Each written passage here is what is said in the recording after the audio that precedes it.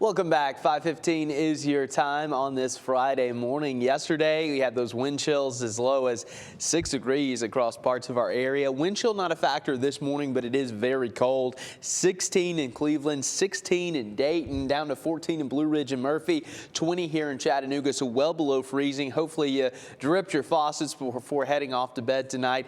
That's kind of going to be the norm over the next several days into early next week. Here's a look at your temperatures this afternoon.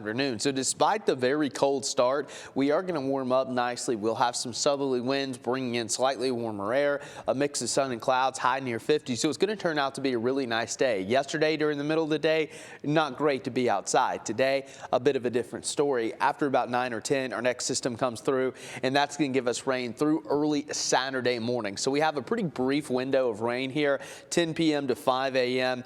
All rain here in the valley despite the recent cold air we've had. Brief wintry mix going to be possible in the higher elevations. Rainfall amounts around 1/4 of an inch. I think is pretty good lot. So as we take a look at your futurecast, again, we're going to have that rain coming in later today, but all the daylight hours are going to be nice and dry. Here comes that rain after about 10 o'clock. By midnight, notice it's still all rain. A little bit of blue showing up into western North Carolina, and then as this pulls out, some of that blue could show up along the Cumberland Plateau and back into parts of Cherokee and Monroe County, especially in those higher elevations. Pretty quick moving system, and then tomorrow we are trending drier. So rainfall amounts not overly impressive, but some of you could pick up upwards of 1/4, maybe 1/2 of an inch of rain.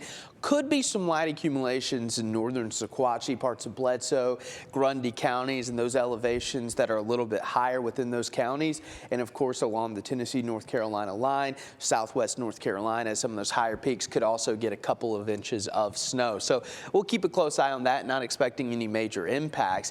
But as we head into the weekend and next week, we're still going to be dealing with this dip in the jet stream. That's going to allow for that really cold air to continue to come down. So it looks like our highs could be back in the 30s Sunday, maybe Monday into Tuesday, and then we'll gradually start to warm up as we head into next week. So over the next 7 days, we're going to have a lot of cold air moving through.